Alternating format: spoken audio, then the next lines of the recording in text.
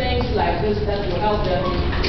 They can identify to-do list. That is, once registration has gone through, any outstanding work that the agency has to work on, they have this facility to determine all the incoming requests that they receive.